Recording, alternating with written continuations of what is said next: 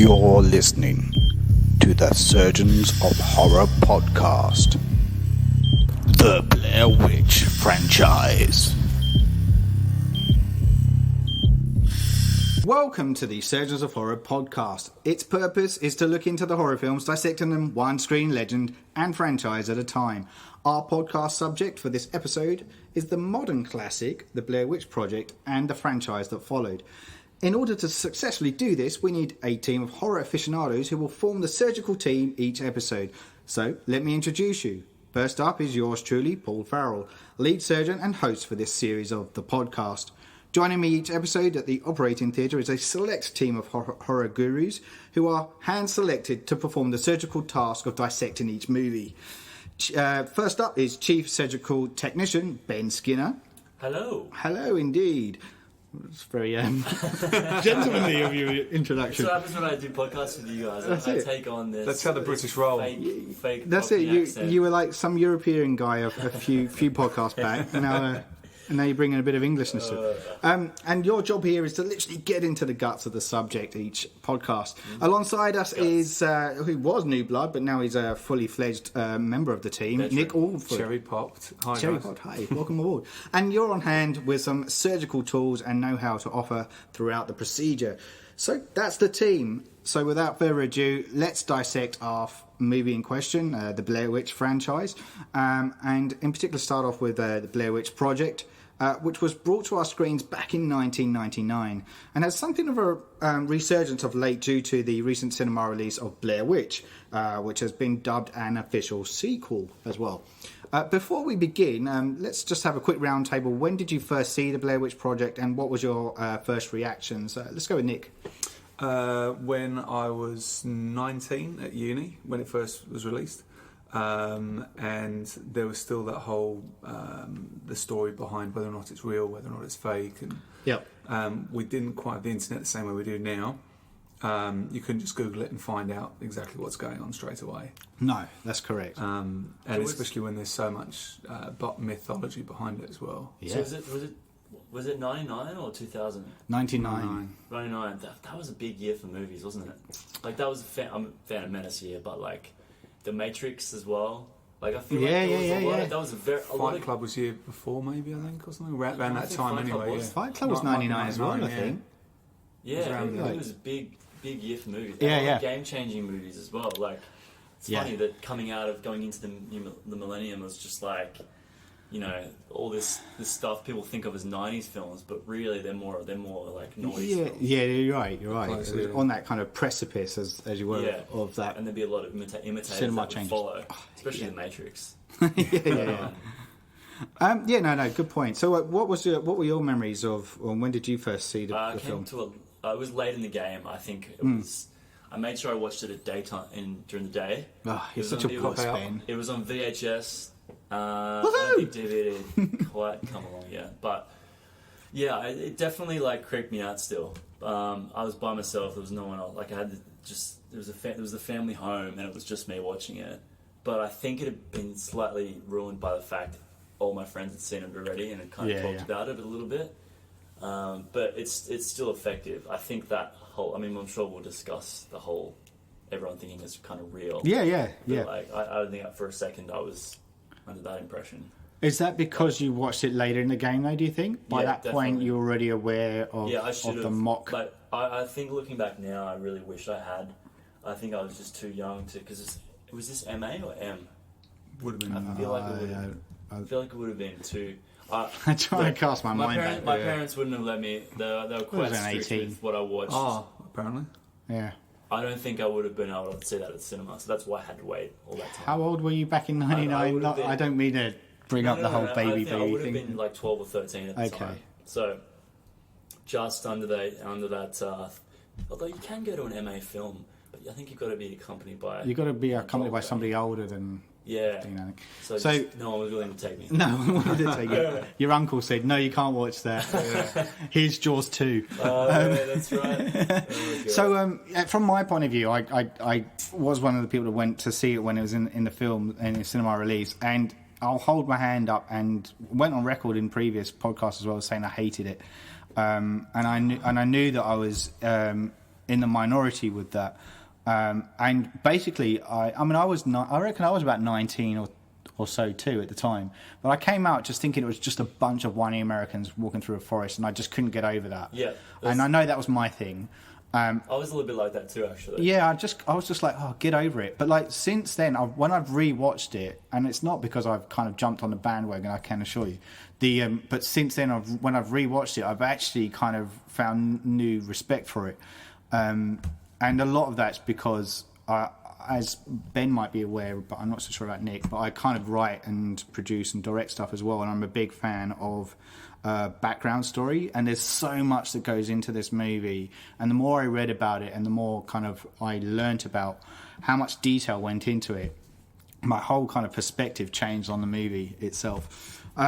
So anyway, so that kind of wraps up, I guess our initial reactions when we first watched the movie. I almost thought there's too much backstory in some. Seriously? But yeah, rewatching it again, I was trying to work out exactly what the Blair Witch story was. And when they interview the local townsfolk, yeah, it's sort of like, this guy went off and he stole 7 kids and he came back saying I'm done, and then there's these other 2 guys went missing, and then it sort of then goes back before that to someone being a witch, and that's right. It gets a bit confusing, to be honest. No, and this is a great segue because I've actually written down in chronological order of what actually happens, so what builds up the legend of the Blair Witch. And so bear with me because there's a few dates that they're kind of thrown in there. I kind of got this from there was a book that was called the Blair Witch Project, a dossier, so it was kind of like an account written like a written account of the film that we've seen, so there's lots of interviews and stuff. There was another documentary that was released called The Curse of the Blair Witch, which again goes a bit deeper and talks to a lot of people as well. Go on. I watched that. Yeah. I watched about 10 minutes of it. And I was like, this is pointless. It's like 10 minutes of people going, wow, I love this guy, and she was such a great student, and he did that, and she did this. I'm like, well, I know it's not real. So maybe if I'd have watched it before the movie, it'd been, oh, cool, that would have been a great doco. But I think that's the thing. I don't know when, I presume it got released after the fact, but it's... for me, it serves as a good prequel to what you see in the film, because you get like kind of this hype build up to what I found about the book as well, because I read through it just recently as well.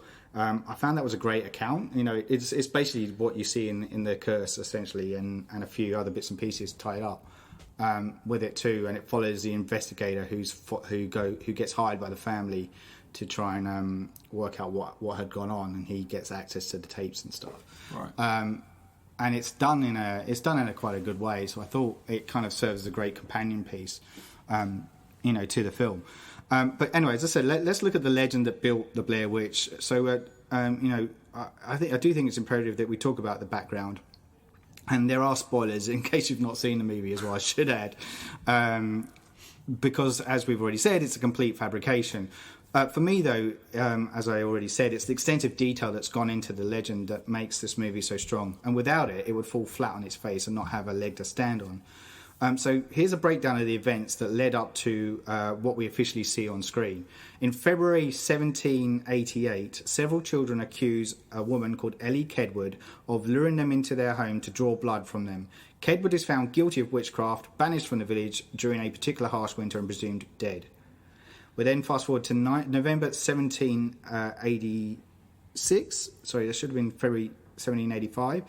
We fast forward to November 1786. By midwinter, all of Kedwood's accusers, along with half the town's children, vanish. Fearing a curse, the townspeople flee Blair and vow never to utter Kelly Kedwood's name again. So that's like the first kind of thing that happens. There's about 4 events that kind of lead up to what we see on screen. In 1809, there is a book that's released called The Blair Witch Cult. Apparently it's a rare book, commonly considered fiction, and it tells of an entire town cursed by an outcast witch. We then go to 1824, and that's when Burkittsville is founded on the site where Blair, the town, existed.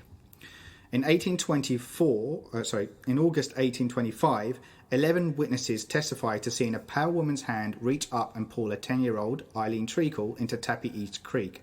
Her body is never recovered. For 13 days after the drowning, the creek is bogged with oily bundles of sticks. So that's the second incident.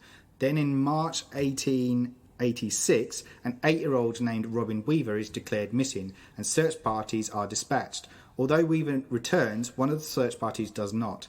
Their bodies are found weeks later at Coffin Rock, tied together at the arms and legs and completely disemboweled. Then we come to November 1940 to May 1941, starting with Emily Holland's disappearance. A total of 7 children are abducted from the area of Burkittsville, Maryland. In May 1941, an old hermit named Rustin Parr walks into a local market and tells the people there that he is finally finished. After police hike for 4 hours to a secluded house in the woods, they find the bodies of 7 missing children in the cellar. Each child has been ritualistically murdered and disemboweled. Parr admits to the killings, telling us a voice in his head, an old woman, commanded his actions. He's quickly convicted and hanged. That sums up what essentially the legend is. So there's it's basically about every 50 years or so, something kind of happens around this area, and it's all kind of hinted at that this is a curse that's on the area that the Blair Witch is haunting. So I mean, that's a lot of history to surmise, but I feel, as I said, it was integral to the makeup. And in addition, to the mockumentary that we were talking about, The Curse of the Blair Witch, and the book as well.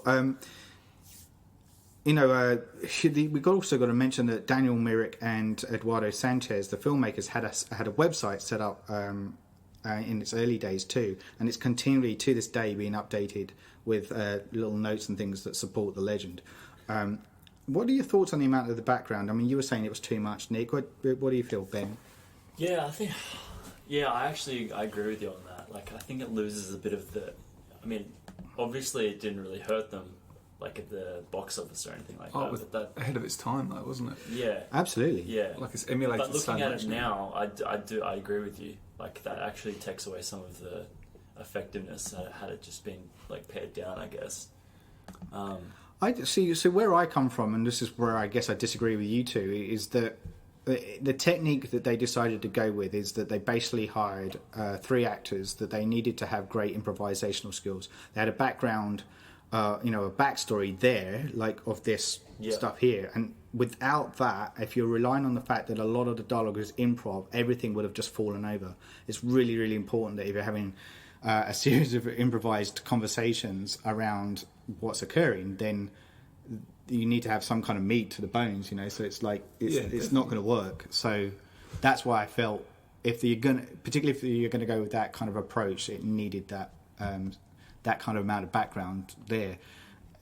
And maybe it's 1 or 2, because I admittedly got confused between the two of the girls that disappeared, the Emily Holland one and the one before her. I was just like, I got them confused in the storyline. I didn't realise there were 2 separate girls that kind of went missing. But the way the actors deliver the backstory in the movie, is it might not make a massive amount of sense, but I think that's also what a documentary sometimes does. Yeah, it's actually a bit more raw. If each one individually told you a story, and then she did this, and then everyone said, and then she did that, you'd be like, oh well, that's all put together. Yeah, it's true. Whereas when you have a mum telling a scary story and the little kid's putting her mouth on her mum's face to stop her talking, it all feels so natural and organic. Yeah, absolutely. And I guess that's already what they've set up. We get this. So let's kind of go to the movie itself. I've broken it down into days as far as we see it told on screen. So like day 1 is where we meet the 3 filmmakers. So we're told it's 1994. We meet Heather Donahue, Joshua Leonard, and Michael Williams. These are 3 filmmakers who are hiking out into the Black Hills to make a documentary on the Blair Witch legend. This is where we get most of the background information that I've detailed just before, in the form of conversations between the filmmakers and the local residents, particularly around Rustin Parr and Ellie Kedward at this point. Ellie Kedward being the Blair Witch. The students also interview Mary Brown, who's a local resident deemed insane by the public. She claims to have seen the Blair Witch and describes her as a hairy, half-human, half-animal beast. What are your thoughts on our characters at this point in our introductions and the setup that they're trying to go with here, Nick? Oh God, mate, I'm so glad we didn't see the Blair Witch if that's what she looks like, because it sounds bloody ridiculous. I know the directors are fans of Bigfoot, and it kind of sounds like a female Bigfoot, so if you'd have seen that coming out, you'd be like, oh, I think that was them trying to have a bit of fun with what the crazy onlooker always says. Yeah. It's just, it's the complete opposite. It was a minotaur, 5 arms. So they are kind of working. There are the people they interview, the locals are they are tick boxing like your stereotypes that you kind of see.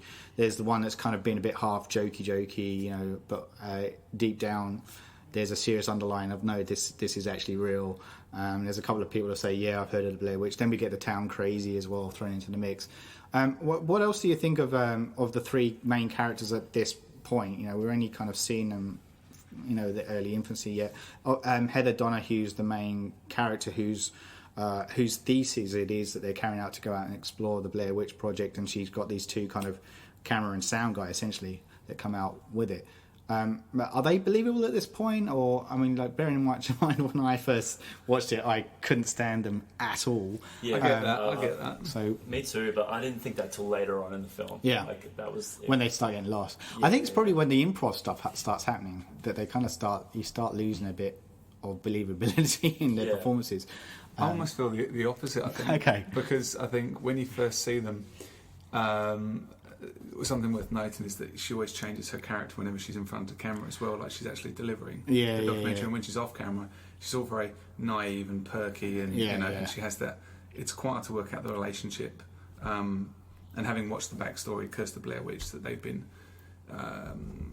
what's her name, Heather and not Mike, who's the other one, Joshua. Yeah, I just had to remember her shouting. I'm like, Josh, that's the one, yeah. So they had that sort of relationship beforehand, and they go and pick up Mike. Is that right? Yeah. Yeah. And I didn't really find it, I don't know, as believable. I think maybe it's the performances or anything, but when they're actually out there in the woods, I found it a bit more. Because I think for me, the one thing that, without going on a tangent too much, one thing that I loved about this movie before I went to see it was reading up on it, even just in like film review magazines, saying they were actually put in the woods and they were actually scared. So whether or not you believe the mythology, the one thing I loved is, how much of that is really real. Yeah. Maybe the story's not real, but what they're doing is real. I think it was weird. I'd heard things from friends, but no one had ever confirmed with me exactly how it was made. And I don't think I was reading any film magazines at the time, and the internet was dial up, and I had to had to choose my sections wisely back in those days. I probably just went on to MSN Messenger, but the But yeah, I still don't know whether I think I knew it wasn't real, but I thought maybe it was half real or something, or maybe this was just true events being portrayed by actors, but maybe there is some truth to some of the stuff going on. But yeah, I think it is. I think I'm with Paul. I think initially I was kind of just I didn't hate them or love them. But it was later on when I started forming and it was some characters more than others. Yeah. But initially, they just appear like normal, regular documentarians or whatever. But that's pretty. That you saw her changing to ask the questions. That says that at least she was thinking about a performance in that way. That's a good way of selling it as real. If you can see a change in her character. Oh yeah, even if it's just in front of camera. When you think about it, they're actually. I think that there was only one shot they didn't shoot themselves. The rest of it, all we see is through the other's eyes. That's through right. The camera. Yeah. And to support your point, Paul, I think she got a Razzie for her performance in this one. Did she? Yeah. So that seems which I think that's unfair when you watch it back. It's quite harsh, isn't it? Yeah, watching it. That's the back thing, recently. though. That's what I'm. I guess that's what I meant by the in the initial kind of introduction. Is I had that knee jerk reaction to it, but when I rewatched it, I don't find it as jarring at all. I actually kind of find it more believable. I still find that there are aspects of it that kind of throw you out, and you're not kind of caught up with it because their performances are questionable.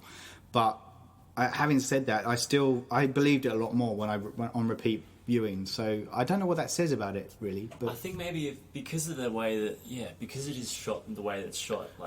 It's kind of like Paranormal Activity. I thought the husband or boyfriend was just a jerk the first time I saw that. Yeah. But when I went back to it again, I was concentrating on other things. Maybe I need to rewatch that one. I hate Paranormal Activity. Maybe a lot of us would be jerks if we were if you found handycam footage and we're behind camera just talking, we sound obnoxious or we sound. It's true. The extra scrutiny that you get from. But that's more believable, I guess. If you're doing improv, I heard someone say that when they do improv, it's often a trap that people fall into trying to make themselves brilliant. Yeah. But if you actually do improv and you make yourself a bit of a douchebag, Yeah. That's credit to you for being able to, take yourself down True. a bit So rather I than guess being the the hero. question is whether it's important that you like them or not. Like, is it actually important, or is it? I think you got to like them to a certain degree because that's your hook. They're the people you're watching for an hour and a half, so you need to have some kind of connection with the people you're supposed to be relating to in order for the story to resonate. So, but you may also be like maybe one of those cases where you just want them to die, and you just But I mean, it's probably not. It's not doing its job. Yeah. But you can enjoy a horror movie on that level as well if you just want the characters to. That's very true. But I'm a firm believer in always having a character to hold on to at some level. One at least. Character. But then also, I think there's something about the situation. Even if you don't like the characters that much, you can still put yourself in that situation. Yeah. Like, what if you were stuck in the woods? Yeah. What would you do? Would you start There running with always the camera? is Would that you hide? peripheral character, isn't there? There's the one that's kind of the audience. Yep. And obviously, it's the main character here. But it's usually the heroine in the. Yeah. See, so just to bring up the book again, the dossier book that kind of accompanies the film. There is a bit in there that's a section based on Heather's journal. And you get a kind of real insight into her character a bit more in that, and to the point where she's talking about being intimidated by the fact of being the lone female of the three, and felt a bit ganged up on at times. And that kind of starts when you read that and then re-watch the performance again. You kind of already see that there's that kind of tension already there very early on between the sexes. And that's what I was meaning. Like, the more I read about it, the more I actually kind of started to really appreciate. There's a lot more going on here. Yeah, and maybe it's almost like what Kubrick would do. Like, yeah. That's right. Okay, so then we go to day 2. So this is again a bit more background stuff that's been generated here from the legend. The filmmakers actually start their hike at this point into the woods. They abandon their car. They meet the 2 fishermen, a man and his father-in-law. The elder of the 2 seeming a bit more bitter and grumpy. He's the one that warns them not to go in the woods, and he's also the one that recounts the story of the girl that kind of got pulled into the water as well.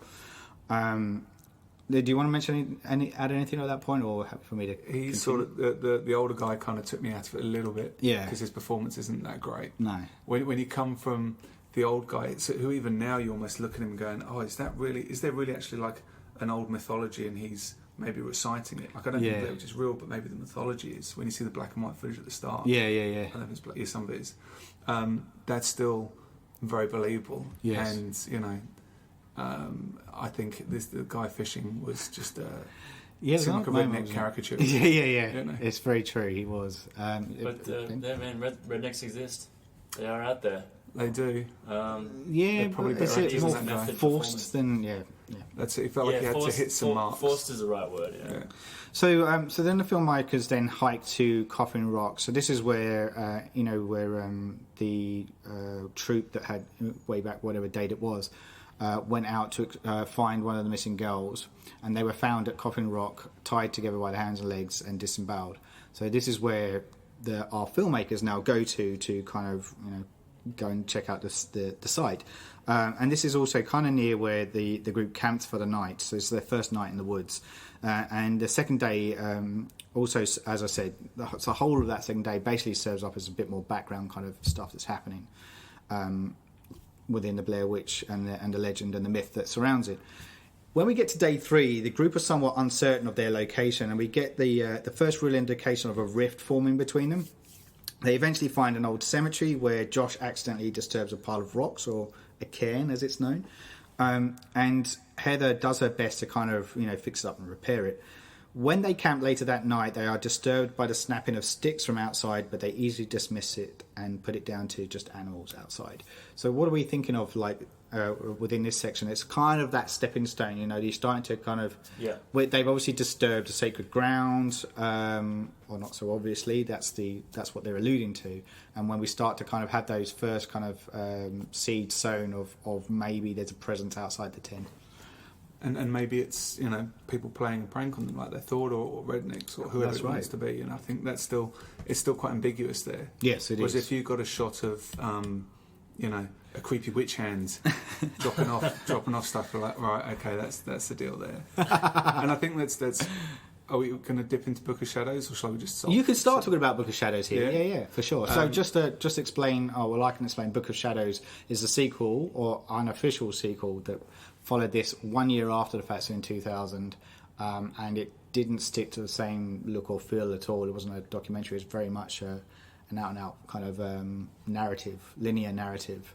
Yeah, it's very much all over the shop in that respect. It was very, was it a bit meta? Was it trying to be... Oh, 100%. Yeah. It was like a doco of the town people, and then one of the town people went mental, and now he runs tours to tour the Blair Witch and then film docos, and you're kind of at that point, you're like, what? I don't get. We'll get into the nitty-gritty of that down the track, but to your point, Nick. My reason for mentioning it was they were kind of, as it was a sequel, literally made a year after the first, rushed into production. Is the story goes, the studio executives were saying you have to add more horror tropes. Yeah, right. You have to. There's a little girl in there for no reason, just and she's sort of slowly walking backwards, and talking backwards and flashing and stuff like that, and it really takes you out of any sort of. It must have been hard for them to kind of, like, obviously they had freedom on this one, so they weren't fighting that as much. Yeah. But that's the thing that exactly. They expected this to be broadcast on a TV network. Yeah. No ambitions that this was going to be released as a nationwide film. It's funny because if you had all the money in the world, you'd still make the same choice of subtlety, and that's much creepier than seeing something. Just having the sound of toys. But there's always that trap, isn't it, where people kind of want to up the ante and outdo the original, which.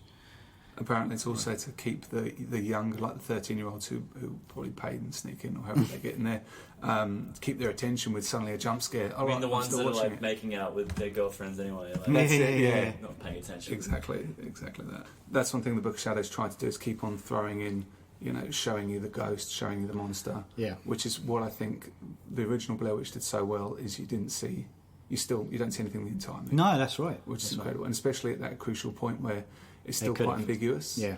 It's like, okay, it could be anyone. Yeah, that's great. So when we cut to now day 4, the group awakens. They discover 3 of these now like piles of rocks outside their tent.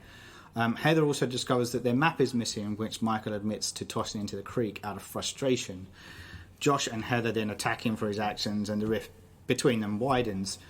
Fearing that they may be lost, they decide to head south, where they come across a series of stick figures suspended in the trees. That night, whilst camping, they hear more noises coming from the woods. This time, the sound of children laughing can be heard. The children laughing. That's always a good one. Every time. And works every time. And the tent begins to shake. So there's a bit more of a kind of a physical impact on their makeshift protector. In this case, the tent, and they start to panic, run out into the woods, where they hide until morning. So, what are your thoughts around that kind of section? So, there's 2 things there. Three things. The rift really starting to form between the group, the stick figures that they come across, and also the very end bit where more physical kind of stuff starts happening to them, and the sound of the kids laughing and stuff. I mean, they're going up another level again each time. It's playing on elemental fears that everyone has of being stuck out in the woods, I guess. But the thing I'm surprised at that they don't really, because if I'm trying to picture myself in that situation, I'd probably make light of everything. I'd probably turn it all into a joke, like being the skeptic that I am. Yes. But they don't necessarily. They were sort of like more. I guess her more than anyone, but they go straight to being scared.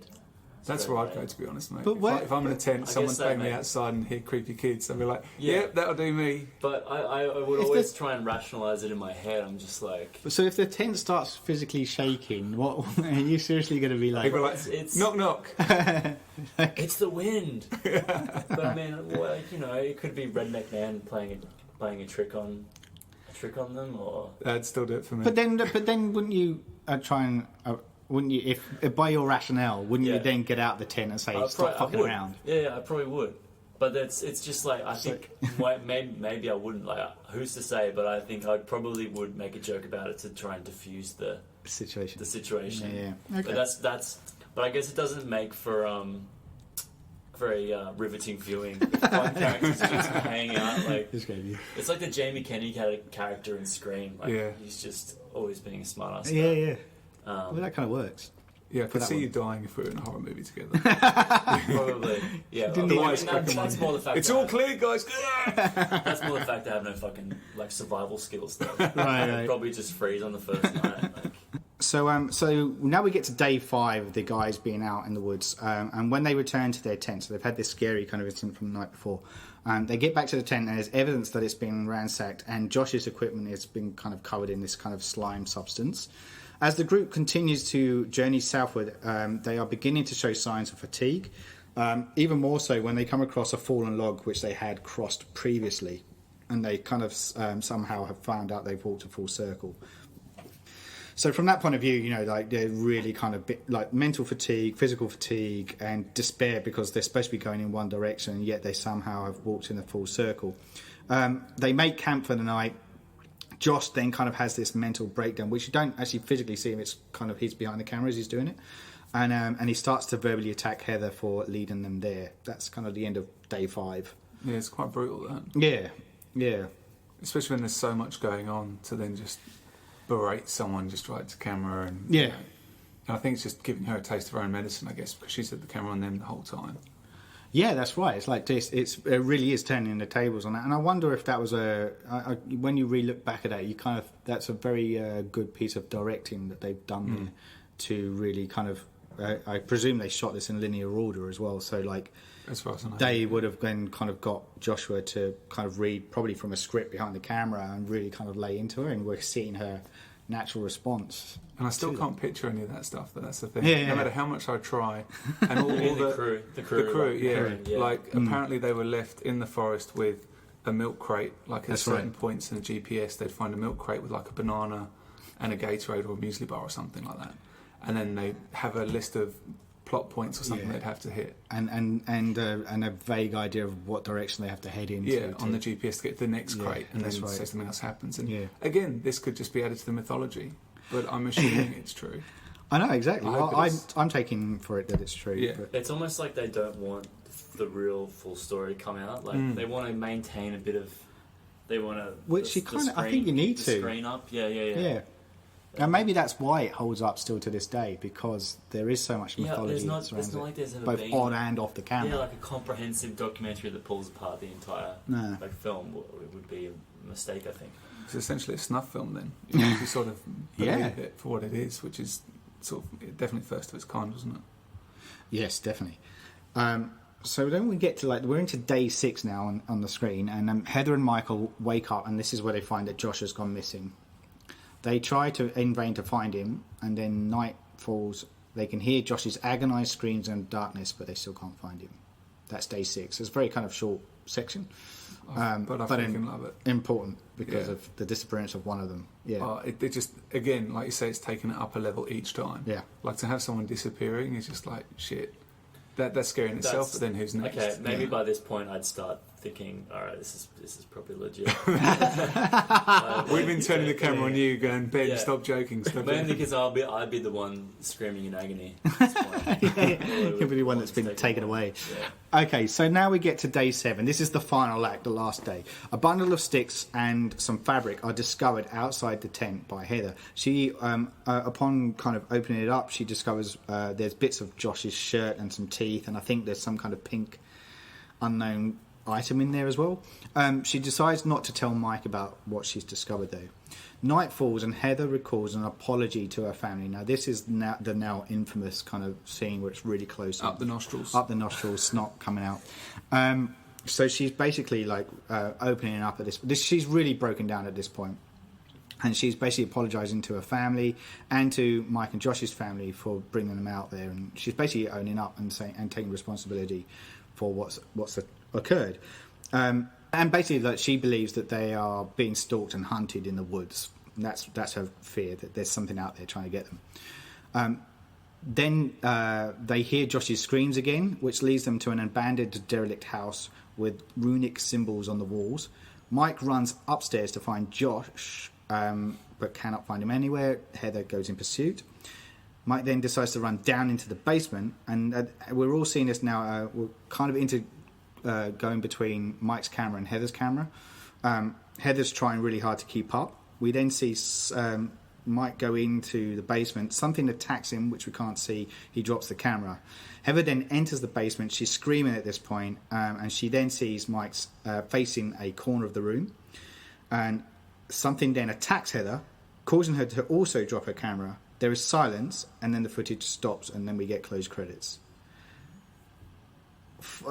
Of a finale, how impactful was that to you guys when you watched it? The first time I watched it, actually not very much. Okay. Yeah, this would have been so different if I was in a goddamn cinema with a whole group of people there. Yeah. It wasn't until like the next time I watched it, and in with a group of people, that it would actually had that impact. Yeah. That greater impact. And it's funny because it might not sound, describing it to someone, if someone hadn't seen the film and they're listening to this, I don't know why the fuck you would do that, but like if you just heard, what? And so a dude stands in a corner and they drop that's it. That's the fucking end. Yeah. But like in that moment, like by comparison to the rest of the film, it's got that gradual build that you were talking about. This is like the equivalent of like, like explosions and, like the ending of like a Hollywood blockbuster or whatever. Like it is that what the fuck, when it cuts to the credits, it's that what the fuck moment, For me, it's one of, and without trying to pick up too much, one of my favourite scenes in movies. It's probably one of my favourite scenes. Okay. When they set up for a rule in like horror movies where if something happens, this then happens. Yeah. And so when you first see him standing in the corner, you're like, oh shit, I remember what they said before. That now means that, and by the time you're thinking this, she's then just, camera's knocked over and gone. Yeah. I get tingles just thinking about it. Which is why I wish you were older, Ben, and you'd seen this in If you could wipe my memory and I could go back. Oh, that'd be awesome. So when you see him stand in the corner, for me it was just terrifying. And you see all the little handprints on the wall, and they're lost, and there's just two of them. And I think she's got the DAT so she can hear what's going on, but he can't. Yes. Which makes it all the more terrifying, because bear in mind, he still doesn't know about the finger in the bundle. Yes, that's right. So he's not aware of exactly how fucked everything is now. Yeah. Which just makes it all the more incredible. And then it just finishes like that. Yeah. And I remember sitting in the cinema, just sitting there for ages going, what? Well, actually, I did think, I'm like, it's like the Sopranos ending. I'm like, that can't be it, right? Just, this tape is just like cut out too soon or something. Yeah. For me, that ending brought me back in. Like, because when I first watched it, as I said, I wasn't keen on the characters and stuff, but the way that ending came about, I suddenly was like, that was too brilliant for words.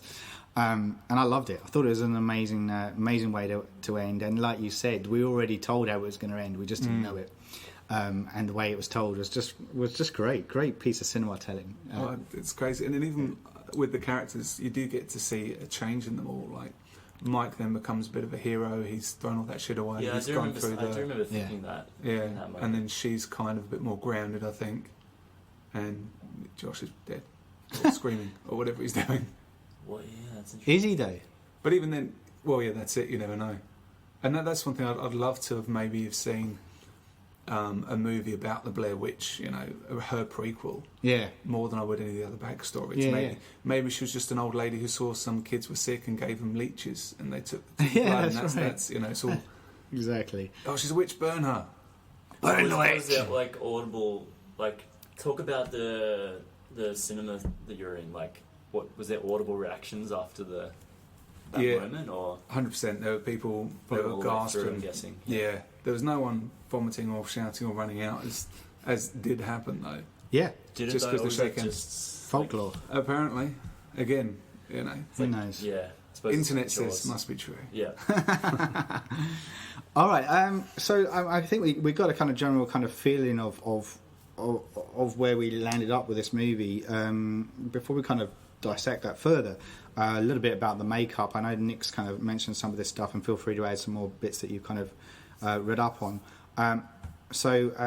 Mirek and Sanchez were inspired by documentaries of paranormal investigations, and they wanted to recreate something similar with that scary vibe that you got from that natural feel.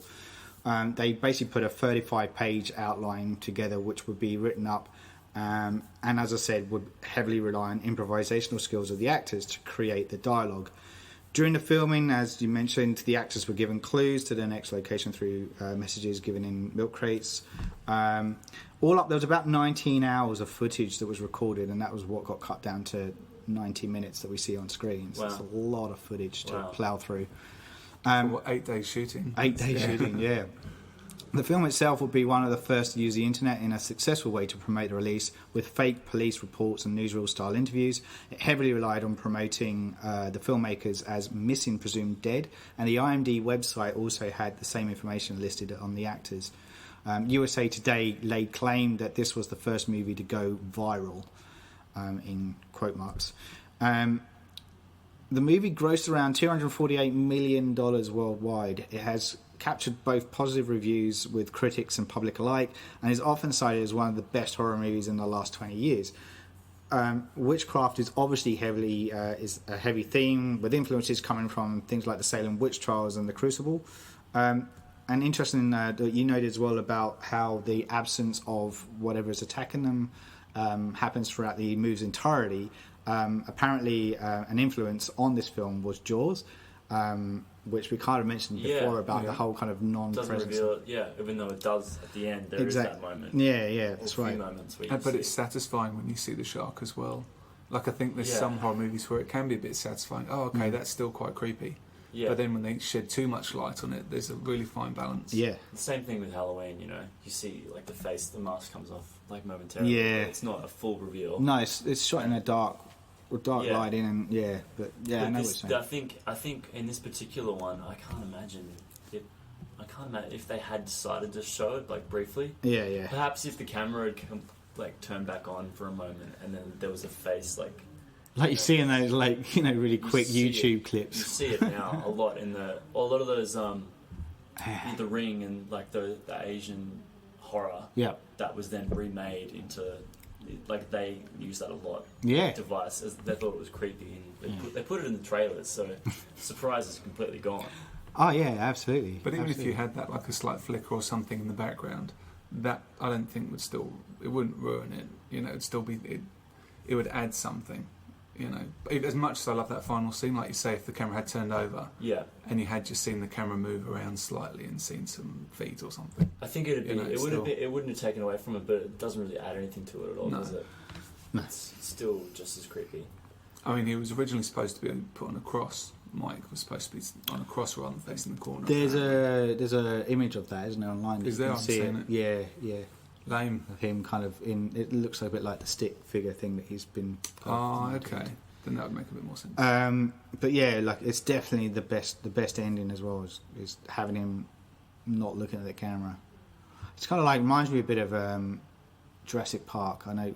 Bear with me a sec. Yeah, I was going to say let's hear this one now. only the bit with the raptors where you say you're looking at one of the raptors and then out of the corner the other two. Clever girl. Yeah. That kind of thing where it's like you're deliberately drawing your attention because you go, why is he looking in the corner before then? I think we need a mashup of those two scenes. Clever girl. Make that happen. So, do you have any other notes, buddy, before I then talk about some of the companion bits of of the franchise? I kind of do, but they'd just be more little factoids. I'm not questioning how interesting they are, but Cannibal Holocaust has sort of been referenced as one of the first kind of found film. I've never seen it. I assume you have. Yeah. It's not done in the same way, am I right? It's not like they found the footage. It's more just it's a bit gory as well. Yeah. Who would have thought? That name. Yeah.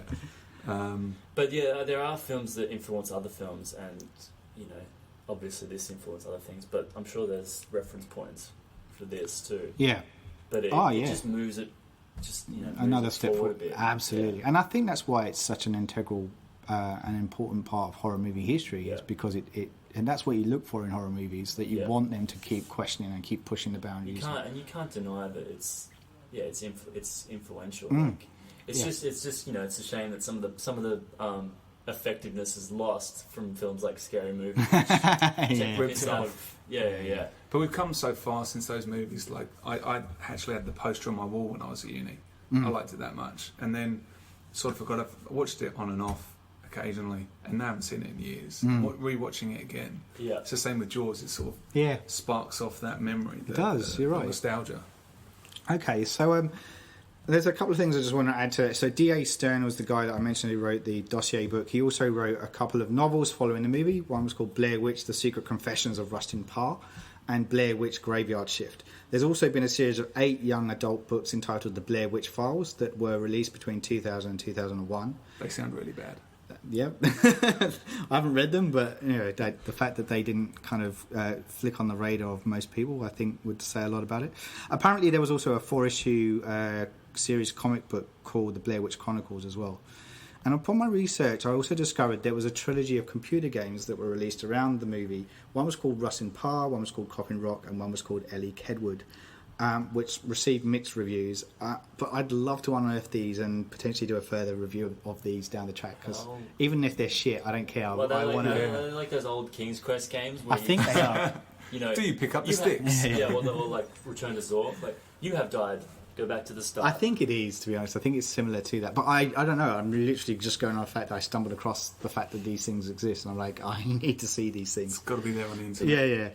Yeah. So we've kind of skirted around this too, but there was a sequel that came out, following the following year, called The Book of Shadows, or Book of Shadows Blair Witch 2. Although now apparently it's not considered part of the canon, and I wonder if this was down to the poor reception that it received. And was it because it was hastily, released after the success of its predecessor? As told in this kind of narrative, normal style, and not that of a documentary, as I said. And now I'm going to just try and kind of break down what happens in the movie. So bear with me. Good luck. Okay. So it would centre on a group who venture out to unearth the Blair Witch mythology. We have Stephen and his pregnant wife Tristan, who are doing research for a book. There's Erica, a Wiccan, and Kim, a goth psychic. Joining them is also Jeff, a tour guide and paranormal investigator, who set up camera gear to capture the supernatural events as they happen. They camp for the night at the said ruins, the house where we last saw Blair Witch, the first film. And another tour group arrives, but our group that we're following convinced them that something happened at Coffin Rock, so they should go there, and the group just decides to.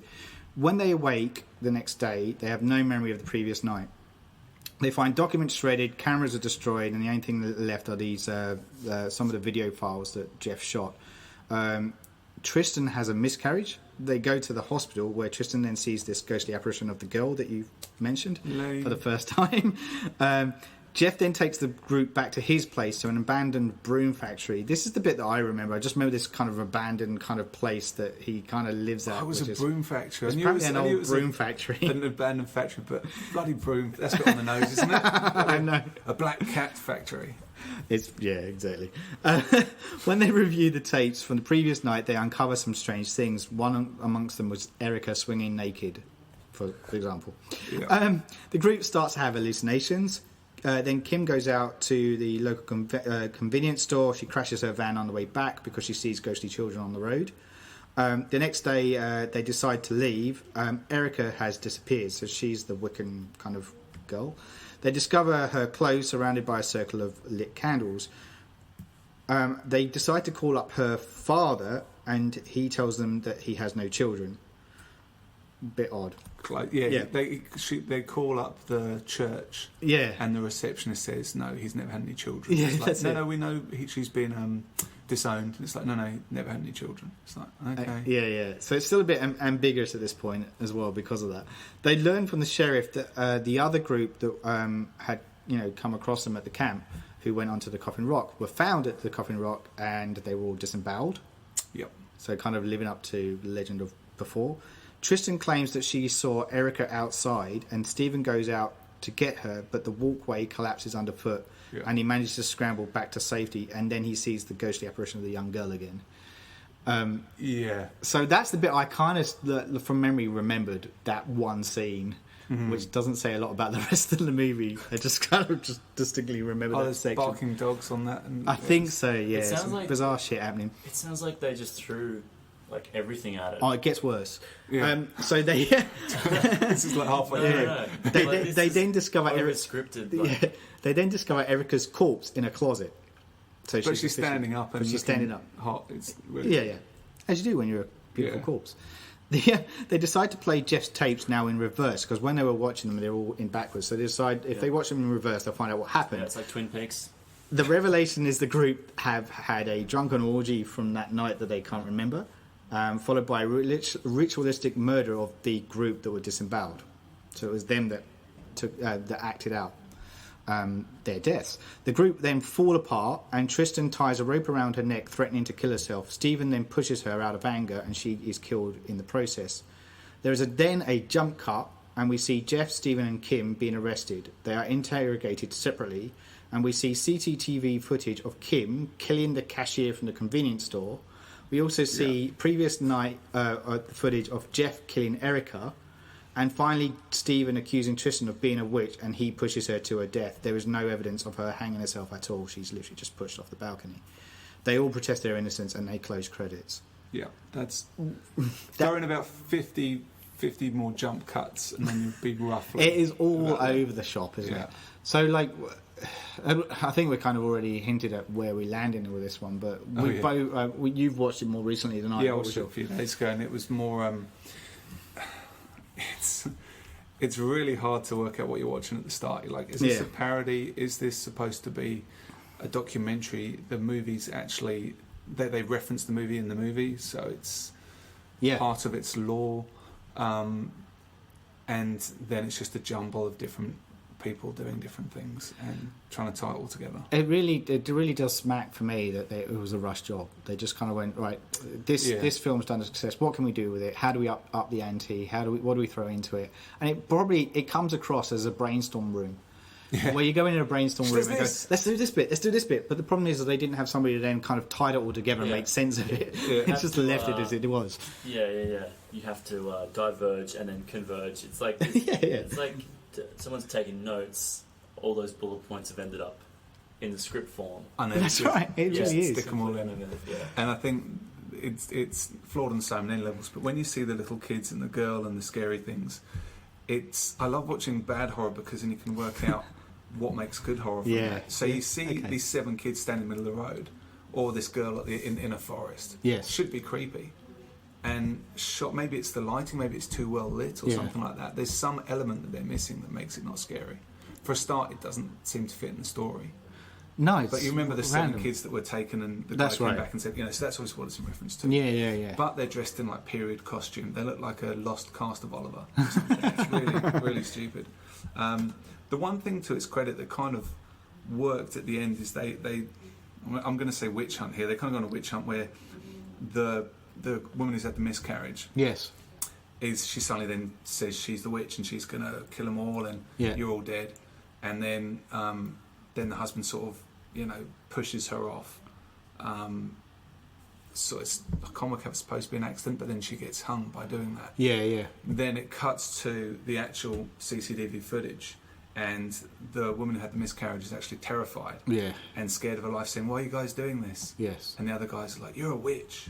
So it's nice seeing it from the That's the true, flip actually. side. That's quite a good little bit I'd forgotten that little moment. If they'd have had that sort of thought process throughout. Quite cool.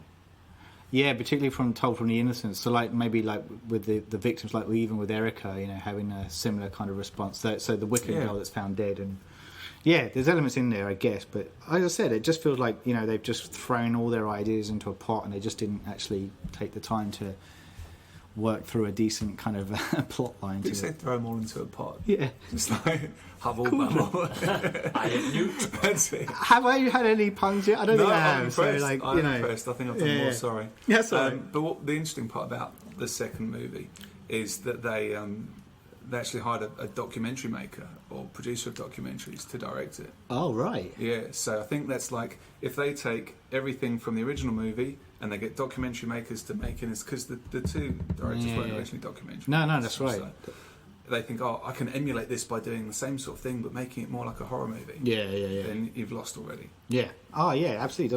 Doesn't. Why do that? That doesn't make any sense. 4 writers that had, but that's obviously I'm guessing it was just 2 for the first film, and they were working closer together.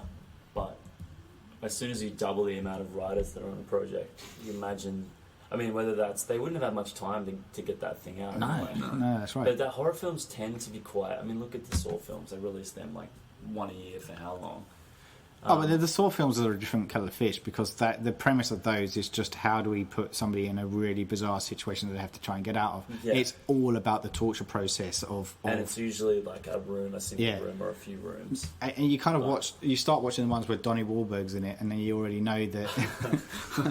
Apologies to the Donnie Wahlberg fans out there. But the plot line, I'm only Yeah. saying that because they're the ones that resonate where I was just like, what the fuck? Because the story doesn't need to make any sense by this point, and that's not why people are paying to watch them. They want to see these people trying to get out of scenarios that they can't actually get out of, and they wait for them to die in a gruesome way. That's essentially what they are. But it's kind of so. It's almost like expectations are always going to be a bad thing. But I think also they just didn't give it You're right. They didn't give it the time that it deserved. And Does it say if they had a head writer there, or is it just? Well, they were it's just probably not immediately obvious when you look something up on IMDb, whether or not. But you would expect that the original writers were. I don't know how much control they would have had. This I don't know if time they around, did. or whether they were overshadowed. Maybe they were. Completely. Well, apparently No pun intended. the directors were forced into doing it, or they were just given executive producer credits. Okay. Just to get their name on it, saying from the people who bought you such and such. You know. Yeah. I think they did it unwillingly. It's from Okay. But you can, like, is there? I know we've got this new film coming out, but you know, is there possibly like, did it need to get made? Like, do you think This current movie the now. third one. Well, I mean, when this was actually made, do you think that, like, was it as successful box office wise as the first one, or did it make? No. It was made for like 15 million, Yeah. and I don't think it got anywhere near. Right. So I think it did. I think from memory, it did fairly well in video rentals. Yeah. Because people would go along and go, oh yeah, that. Yeah, you know, and they got that. You I'm know, just curious watch to that. know why they would rush it out when you could get a stronger product. Like, is it to always? They seem to always. You wanna lose hit that momentum, though, Halloween- isn't it? That's that the thing. Halloween date. Yeah. For horror movies, especially, seems to be important. That's kind of foreign, by the way. So I read an article around that about people wanting to bring that. You know, the writer saying we need to bring that back again and have that kind of reason to go and watch something on Halloween. Saw did it for a while. That was like the you know, to bring that movie franchise It's back not like into the Thanksgiving equation. weekend. Does it actually equal more money? Like, do they actually get more profits, or is it just? I don't know. No idea. Like, if you like horror movies, you're probably not going to watch a horror movie on Halloween. You're going to go and do something for That's Halloween. right. You're going to go to a party or dress up. That's true. You know. Maybe that's why it's not. Around Halloween, maybe, like in the lead up to it. Yeah. Watch it, maybe, Yeah. but- For sure. All right, so go on. Oh no, I'm just thinking the studio meeting. You know, it's must be so many hands in one pie. Give the kids more of them Blair Witches. Like, but I think if the fact that you didn't see a witch last time, meant you were always going to see more stuff this time around. Yeah, but even then you don't. You still don't. You know, you don't see a witch. No. And that's why it's like it's playing on like the psychological kind of aspect of it, that there's an entity that's playing with their minds and, you know, controls them in a way that There seems to be like a lack of subtlety. Yes. That makes it feel completely separate from that. For like, you wouldn't have it on a DVD shop. You wouldn't buy it on DVD to begin with. Like, it's not like it's gonna pair nicely with that first one in the way that, like, say, Halloween 2 pairs nicely with Halloween 1. Yeah, for sure. All right, so look, with the current movie, as we were talking about then, that's just, you know, come out, apparently the true sequel to the franchise. It's called Blair Witch, went under the title of The Woods for ages. It's directed by Adam Wingard, who's probably like so hot right now, horror property. Worked on VHS and stuff, didn't he? Yeah, and like he directed the pilot episode of Outcast when that came out. But he's done, you know, he did You're Next was one of his ones. Didn't like that. And The Guest. Don't know The Guest. And a bunch of others that I can't think of off the top of my I head. think Your Next had the premise of being awesome, but I just found it really I like You're Next. uninteresting. I wanted to. It looked cool. There were geese with masks and stuff and stuff in the house, but it just didn't feel. I don't know. They didn't feel Although I threatening. predicted it though. That's probably That's I probably kind of part it knew too. what was coming ahead of time, so but I still enjoyed it. Miles is He's the big mumblegore guy, isn't he? Yeah. But that's the thing. I enjoy Adam Wingard's movies, though. There's not a movie I've watched of his that I've come away going, that stunk. They're watchable and they're fun. And he is kind of raising good questions about horror as well. I think he is one of those directors that's trying to push it in new ground. So my question is, does the Blair Witch Project deserve to be labelled as a modern horror classic? Oh yes. A reason? Simply put, just for the emotion it gives you, just for the with horror, you know, when someone, we've probably going to talk about this every bloody episode, but it's always like if the character makes a stupid decision, you kind of lose me there. Yeah. You know, you're an idiot. But in the woods, I don't know what decision you could make, apart from maybe making a joke about it, or do you know what I mean? You're kind of stuck. So true. there's really almost no wrong decision. Like, unless you want to kick them up in the creek, okay, that's stupid. But they're at their wits' end, so you almost don't blame them. No, that's right. There are a lot. So how about you, Glenn? Do you feel like it deserves that label? Because it set the new benchmark. Like, it actually, you can look at it and see how it affected the industry. Yeah. Like, you have to say that it is. It's I mean, I would say it's a game changer for that. Yeah, for the I horror agree. genre. In the same way I was talking before, how The Matrix was a game changer for action cinema, and films like Fight Club as well. But that's the thing. Like, every so often you get a movie that just completely shakes things up, and the model as well. Man, it must have been like how well did it work out for studios? Because then they then realised you spend this little money. On It's the same conversation we had about Halloween. You know, when Halloween was made, they were like, "You made it for that much, really?" Yeah. And then the birth of throughout the 1980s, you got the whole slasher horror movie genre, and a lot of repetition involved. But it's funny because I don't think it created a subgenre, another subgenre.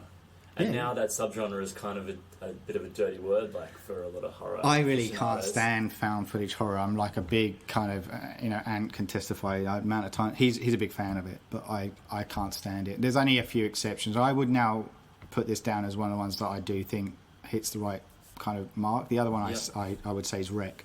I'd say Wreck. Tunnel. Do you not like Tunnel? I love the Tunnel. I'm sorry, I've got to say that too. My man Enzo was behind it. So the Tunnel was an awesome film, and that's a good.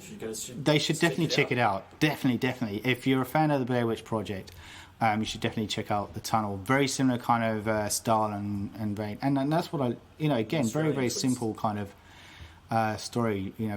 Again, going out to kind of uncover these. Well, it's essentially like they're going to find the disappearances of these homeless people that have kind of gone down into the underbelly of Sydney. Essentially, they go missing. But yeah, it's a great movie. Yeah, I love it, and it's definitely. I'm glad you raised that one into the equation. And Man Bites Dog, I guess. Man Bites Dog. I love Man Bites Dog. I so love that movie. Right, and wants to do a kind of a spin-off podcast looking purely at found footage horror. And I mentioned that one to him. I said, you cannot have a found footage horror conversation without Man Bites Dog. Has he seen it? No, he hasn't. No. Well, I love it. I think it's so good. My next question is: did Book of Shadows tarnish the franchise's reputation in any way? Not for me. No. Like, even going back and watching it now, I'd forgotten how fond I was of that film. Like, initially, you asked me the other day to mention my top 10 movies. It didn't leap to the front. Yeah. Unless we start talking about doing the podcast, I'm like, of course, that's got to be in there. Yeah.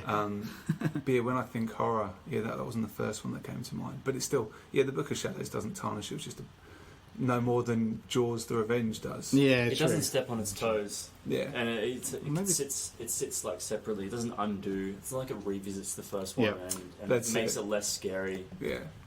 It could have debugged the whole first film and made it. And looking back at it, you may have lost some of its effectiveness, but that's it. I don't think it did. If they showed you the witch in the second one, then maybe. Yeah. They'd been like, okay, well, that's what it looks like. So next time when you go and watch the first one again, you're like, oh, it's this big hairy man beast thing chasing in the forest. It's Bigfoot. But imagine if it had just gone for the exact same execution, and it was a group going through the woods, following the first group's. Yeah, I'd have preferred that in the first film. But then isn't? I think that's with all the story bits would have been so similar. I think that's what I mean. Have either of us watched the latest installment yet? Because I haven't. No, not yet. No. So it's only just been out from Australian audience point of view. It only just came out the Thursday, just gone from recording this. But from what I've seen, I think it goes more down that route of a group of people following into the mythology and her brother, isn't it? Yeah, which I wonder about the age gap of that, but because it's 17 years after the fact. Is he part of the lore that you've read up on? Did she have a brother? It didn't mention a brother in that. Yeah. So anyway, look. So I wonder. I am really keen to see it, but I wonder how well that will establish. And when we look at this, 3-4 weeks down the track, maybe 4 years down the track, how we will then look back at that movie. But I think that's kind of it. I think that kind of sums up our thoughts and opinions. That concludes our special podcast then, recording of the Blair Witch franchise. Keep an ear out for further podcasts as we continue our John Carpenter early years discussions. Until then, we are Ben Skinner. Happy witch hunting. Nick Alford. Oh, now I've got something cool to say. Don't face the corner of the room. And your humble host, Paul Farrell. Goodbye.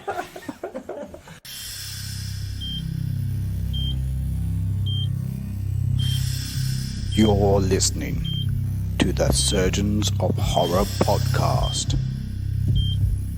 The Blair Witch franchise. Music supplied by Peter Nezik. For more discussions or podcasts, head over to surgeonsofhorror.com or head over to our Facebook and Twitter sites for the latest news and updates.